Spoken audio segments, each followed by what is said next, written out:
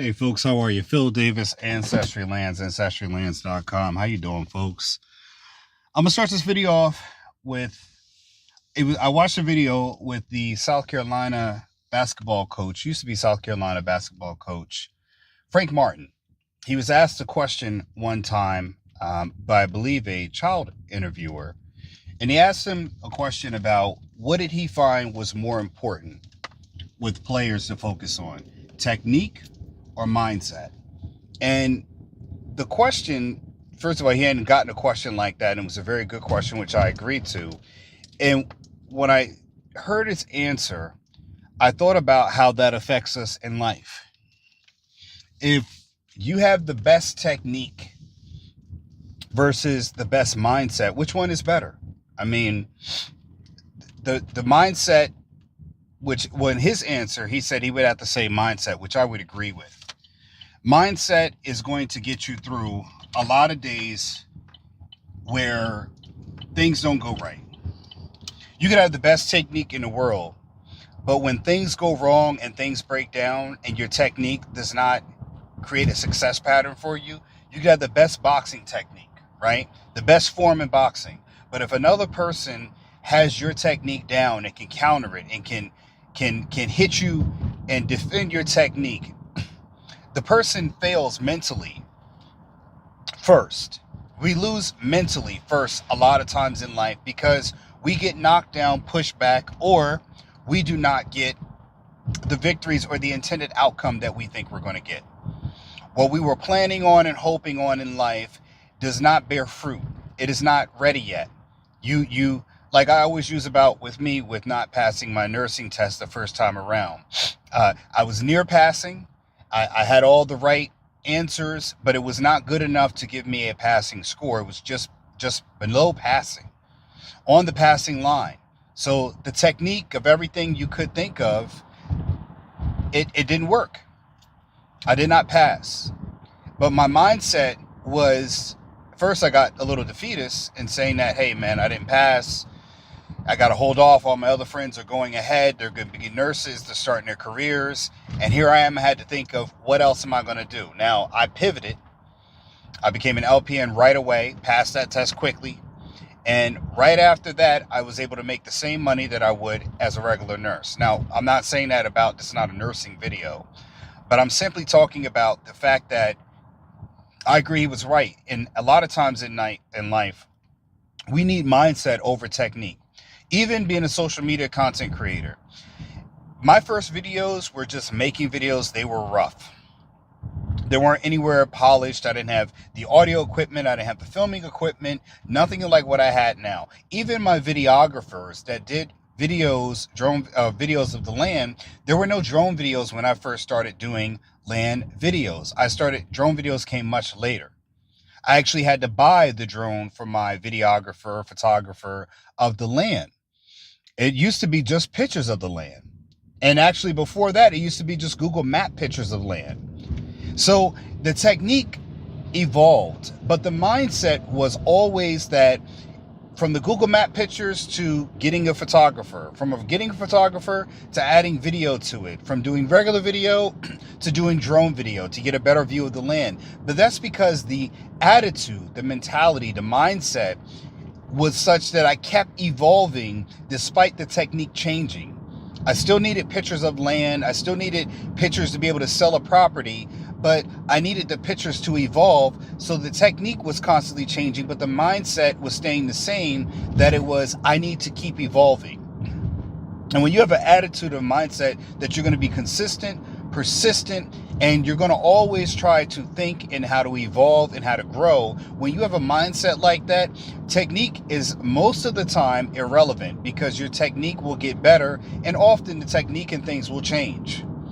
I've seen a lot of different people who are content creators, and you watch them, Coach Greg Adams, Angry Man, Tate, anybody who's a content creator, Mr. Beast. It doesn't matter who they are.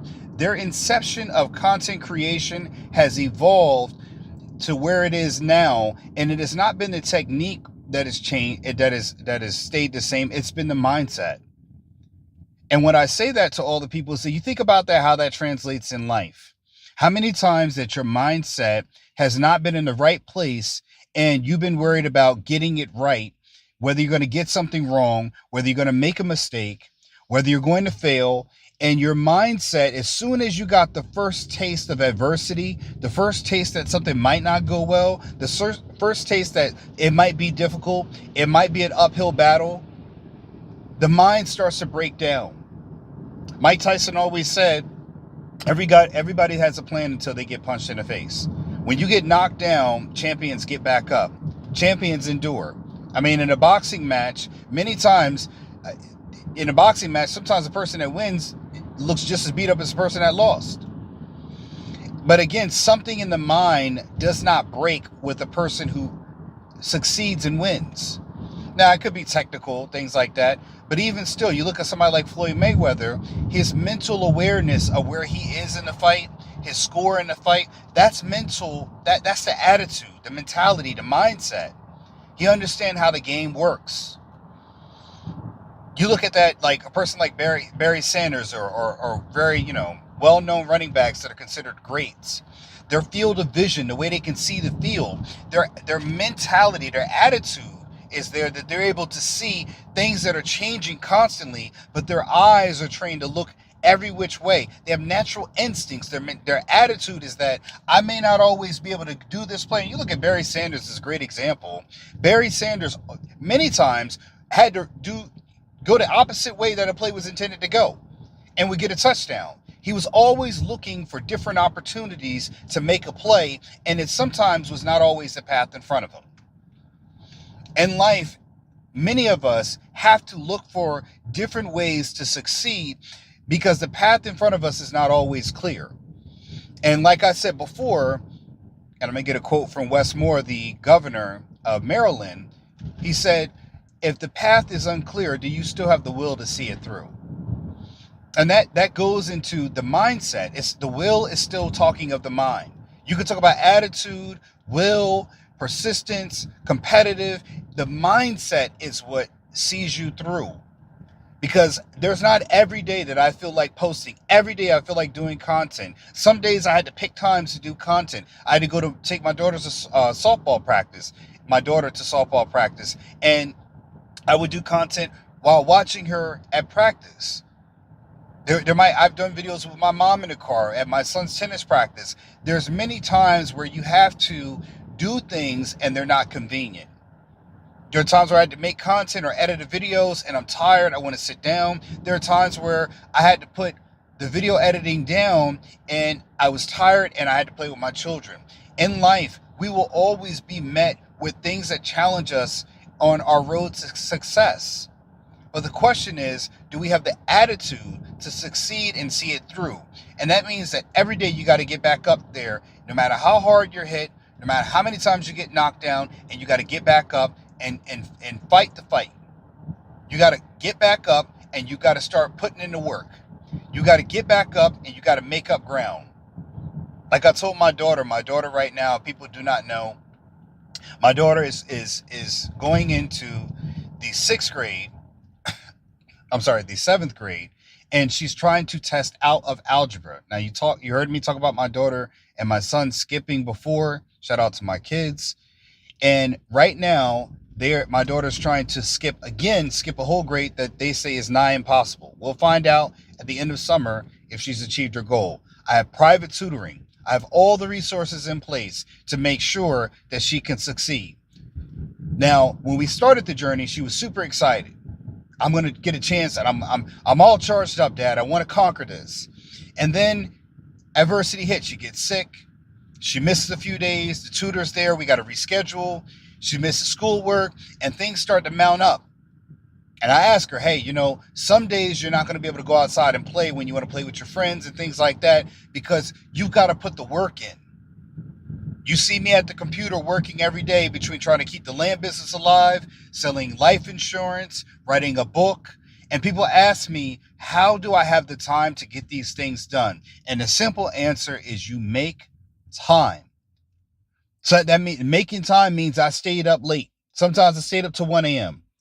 Sometimes I made a video on the road. Sometimes I recorded content just for a minute. And sometimes I'm doing things while I'm doing other things at the same time. I found opportunities to not make an excuse to get things done. And when you do that over time, you start to chip away at the things that need to be done. And then you'll start seeing more things that have been done, have been completed. And you're going to say, man, a little bit goes a long way. Even if you read one page of a book every day, and the book is 50 pages, in 50 days, you'll get that book done. You got a lot of people, they'll read 10 pages and then they'll go 2 months without reading another page of that book. But again, every day a page gets chipped away, a little bit at a time. And a little bit at a time actually can amount to a whole lot if it's consistent. But that's the problem. You have to be consistent in your consistency.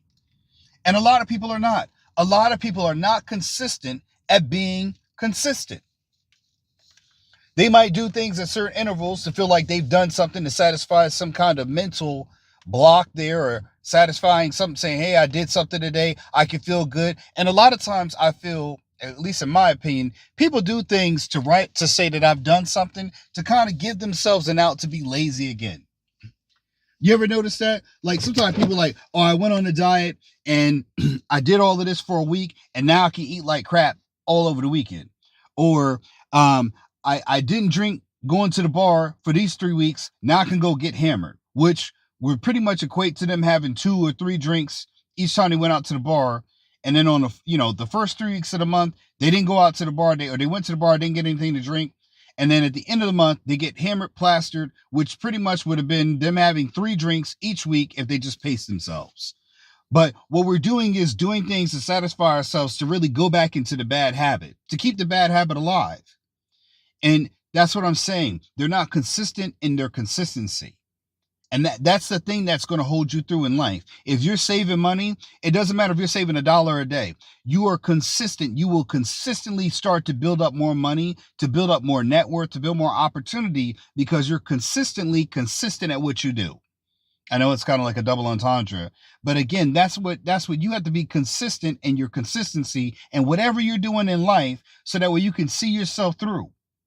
And it works. It does work. But the problem is most people are not ready for that part of the journey. Most people are not willing to, they're looking for the first out, the first thing that they can do to get off that road to consistency. Because being consistent requires a routine for that routine. You actually have to have a routine for being consistent. You can't just, I'm going to do it this day and that day, and I'm going to do it, every other day. But even then, you have to stay consistent. You have to build up a routine on how to keep yourself doing it every other day, or whatever interval you set up to do something. You have to be able to build a routine around that routine, so that way when the middle gets tough, like I say, the middle of the road, things start to dry out. In a marriage, things are good, you're having babies, then you got to start breastfeeding the babies, then the woman's not in the mood, then she's tired, then she got to get up, breastfeed, then she don't have sleep, then she got to make bread, then the kids got to go to school, and everything is not like, she's in her pajamas, and it's like every day is not, we're going out for a date. Every day is we're not looking at makeup. Every day I'm not shaving. Every day we don't feel well. You can't dress up all the time just to be home. And the middle starts to get rough. Then you start saying, well, maybe I'll start looking at another woman because she looks good today. Well, that woman has her regular days too. But we're looking at things and saying that, can I stay in the middle? Can I stay consistent when the middle comes? When it's no longer the bright lights and the flashiness and the glamour and glitz, and she's not wearing the heels today, can I still stay in the middle when I'm in the middle? Can I be consistent then? And that's where people break down.